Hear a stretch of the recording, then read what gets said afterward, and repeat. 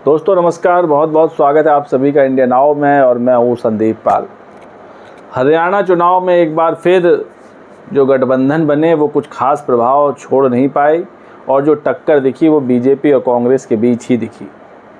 90 सीटों पर जो चुनाव हुए उसमें अभी जो आंकड़े हैं इलेक्शन कमीशन के उसके मुताबिक 50 पर बीजेपी आगे चल रही है और कांग्रेस 35 पर लीड बनाए हुई है। उसके अलावा इंडिपेंडेंट कैंडिडेट 3 आगे हैं और जो इनेलो है वो 2 सीटों पर आगे है। हालांकि अभी उसके प्रत्याशियों की जीत का ऐलान नहीं हुआ है और कांग्रेस के 15 कैंडिडेट जीत चुके हैं और बीजेपी के 20। इस बीच जो मायावती की बीएसपी है उसका एक बार फिर खाता नहीं खुला हरियाणा चुनाव में। ना किसी तरह की कोई बढ़त बना पाई जब से काउंटिंग शुरू हुई तब से अब तक। तो मायावती की पार्टी का इनेलो से गठबंधन भी कुछ काम नहीं आया और एक बार फिर बीएसपी 0 पर आउट हो गई। इसके अलावा जो चंद्रशेखर लोकसभा चुनाव में काफ़ी सुर्खियों में रहे, उनकी पार्टी सुर्खियों में रही, आज़ाद समाज पार्टी, उसने भी गठबंधन किया दुष्यंत चौटाला की जेजेपी से। उसका भी कोई नामो निशान नज़र नहीं आ रहा है उसके प्रत्याशियों का। और सबसे बड़ी बात ये कि जिस पार्टी के साथ गठबंधन किया दुष्यंत चौटाला की जेजेपी वो भी गायब है। उसके भी कोई कैंडिडेट एक भी सीट पर लीड नहीं बना सके पूरी काउंटिंग के दौरान। तो ना जेजेपी का खाता खुला, ना मायावती की बीएसपी का खाता खुला और ना एएसपी का खाता खुला। हालांकि मायावती और चंद्रशेखर की पार्टी की भूमिका यूपी में ज़्यादा बड़ी है। हालांकि यूपी में भी उनका कुछ खास निष्कर्ष निकला नहीं, ना लोकसभा चुनाव में ना विधानसभा चुनाव। तो हरियाणा में चुनाव लड़ने आए, हरियाणा में भी डिब्बा गुल रहा। वहीं जो सबसे बड़ी हैरानी की बात ये कि जो वहाँ की क्षेत्रीय पार्टी है दुष्यंत चौटाला की जेजेपी, जिसने पिछली बार बीजेपी के साथ मिलकर सरकार बनाई थी, दुष्यंत चौटाला डिप्टी सीएम बने थे, 10 विधायकों का समर्थन दिया था, आज वो 0 पर हैं। वहीं अभय चौटाला की जो पार्टी है इनेलो वो ज़रूर 2 सीटों पर बढ़त बनाई हुई है और उम्मीद जताई जा रही कि इनेलो के खाते में 2 सीटें आ सकती। तो दोस्तों हरियाणा चुनाव में जो क्षेत्रीय पार्टियां हैं वो बड़ा उनकी ख़राब स्थिति हो गई है। यूपी में तो क्षेत्रीय पार्टी के नाम पर अभी समाजवादी पूरी टक्कर दे रही है और 2027 में भी वो देगी। हालांकि क्षेत्रीय पार्टी के तौर पर बीएसपी भी है यूपी में, लेकिन वो उतनी प्रभावी नहीं दिखी है बीते 10 सालों में। लेकिन हरियाणा में जहां पर बीजेपी कांग्रेस के अलावा अभय चौटाला की इनेलो है, दुष्यंत चौटाला की जेजेपी है, बीएसपी भी चुनाव में कूदी, आम आदमी पार्टी भी चुनाव में कूदी, लेकिन इन दोनों की लड़ाई में ये सभी पार्टियां गुम हो गईं। दुष्यंत चौटाला की जेजेपी 0, बीएसपी 0, चंद्रशेखर 0 और जो गठबंधन बना था जेजेपी और एएसपी का उसकी तो कोई सीट ही नहीं आई। दोनों पार्टियां लड़कर भी कुछ भी पॉजिटिव इस चुनाव में हासिल नहीं कर पाएंगे और ना ही कुछ पॉजिटिव निकल कर मायावती की पार्टी के लिए आया है बीएसपी के लिए। इनेलो के लिए पॉजिटिव निकल के आया है 1 सीट की बढ़ोतरी, हालांकि अभी वो हुई नहीं है। लीड में बने हुए हैं, लीडिंग चल रहे हैं, आगे चल रहे हैं। तो जब वो फाइनल नतीजे आ जाएंगे तब पता चल जाएगा कि क्या वाकई जिन 2 सीटों पर इनेलो आगे चल रही है उस पर जीत भी उसकी पक्की हो गई है या नहीं। तो दोस्तों मायावती की जो बीएसपी थी वो हरियाणा में 37 सीटों पर उसने चुनाव लड़ा। 37 सीटें कम नहीं होती, उन 37 सीटों में एक भी सीट नहीं मिली।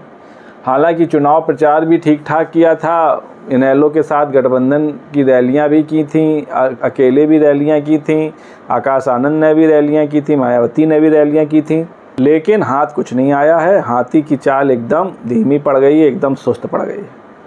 वहीं चंद्रशेखर भी सपना देखने लगे हैं कि हर चुनाव लड़ने का। अभी यूपी में उनके पांव सही से जमे नहीं हैं, लेकिन उन्होंने ठान लिया है कि अब हर चुनाव लड़ना है हमको, चाहे वो झारखंड में हो, चाहे उत्तर प्रदेश में हो, चाहे बिहार में हो, चाहे राजस्थान में। यही वजह है कि अब जो आगामी चुनाव है उसमें भी उन्होंने लड़ने की ठानी है। झारखंड में भी उनकी पार्टी लड़ेगी, बिहार में भी लड़ेगी, इसके अलावा महाराष्ट्र में भी लड़ेगी। तो चुनाव लड़ना तो सबका संवैधानिक अधिकार है, जो पार्टियां हैं लड़ें चुनाव, क्योंकि भाई सब चाहती हैं हमारी पार्टी बढ़े उसका विस्तार हो, कुछ नहीं तो 1-2 कैंडिडेट ही चुनाव जीत जाए, किसी राज्य में पार्टी के 1 या 2 ही विधायक हो जाएं या कहीं सांसद हो जाएं, तो ये तो फंडामेंटल राइट है, पार्टियां बने ही चुनाव लड़ेंगी।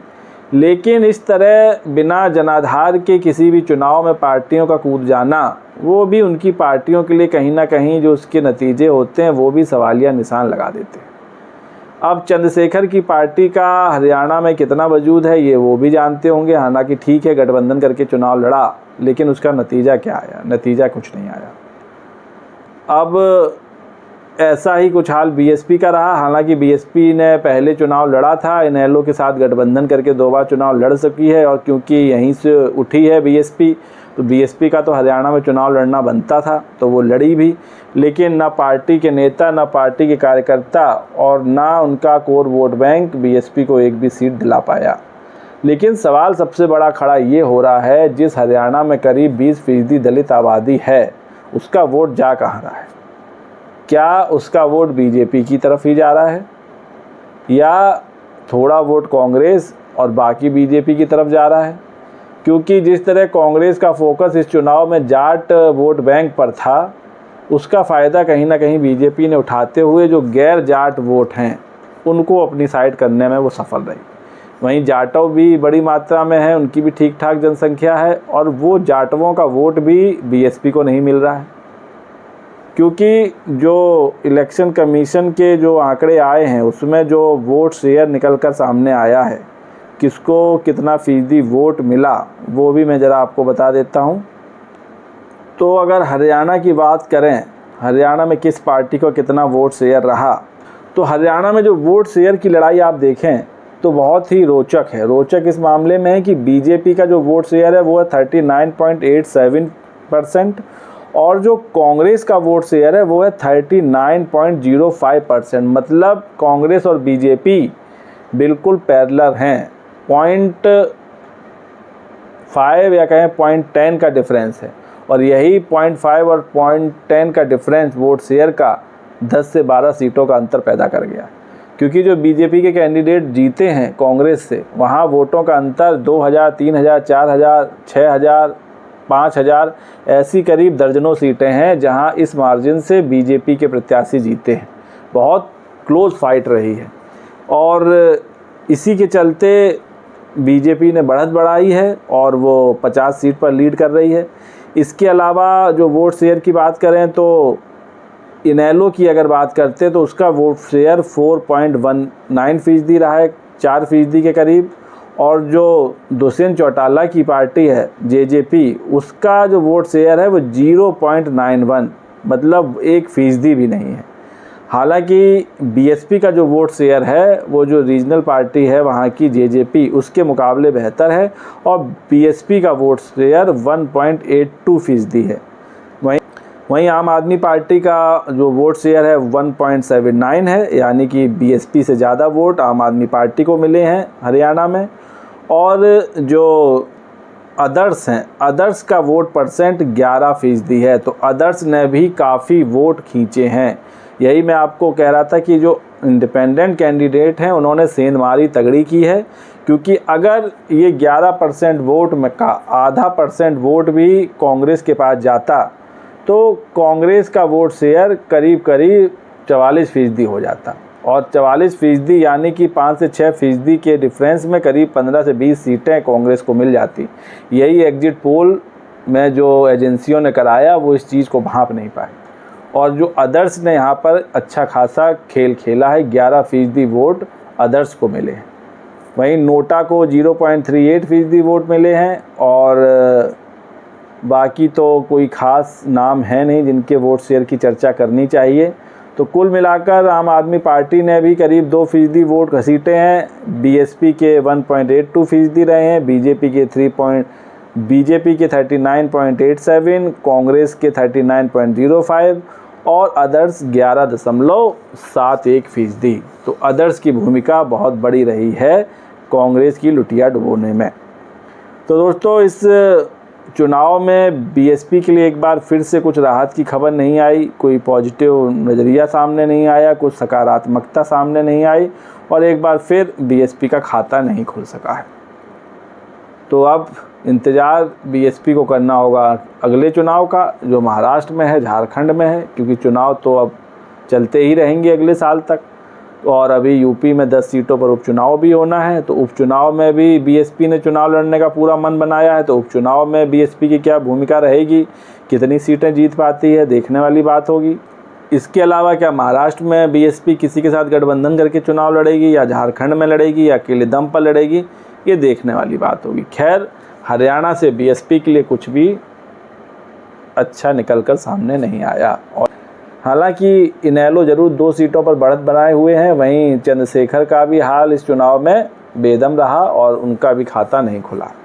तो दोस्तों, पूरी तरह जो हरियाणा का चुनाव रहा, ये बीजेपी वर्सेस कांग्रेस रहा, और जो इसमें गठबंधन बने, अन्य क्षेत्रीय दल उतरे, उनकी भूमिका कुछ खास नहीं रही और ना ही वो कुछ खास कमाल कर पाई। और ये चुनाव BJP versus Congress versus independent candidate मैं इसलिए कह रहा हूँ क्योंकि कांग्रेस को हराने में और उनकी लुटिया डुबोने में इनका बड़ा योगदान रहा है।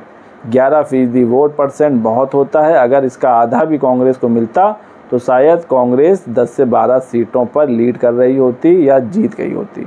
और जो ये अंतर है 50-35 का, ये एकदम क्लोज फाइट होती, करीब 45-46 की चल रही होती। खैर, चुनाव है, जनता के जनाधार का सबको स्वागत करना चाहिए।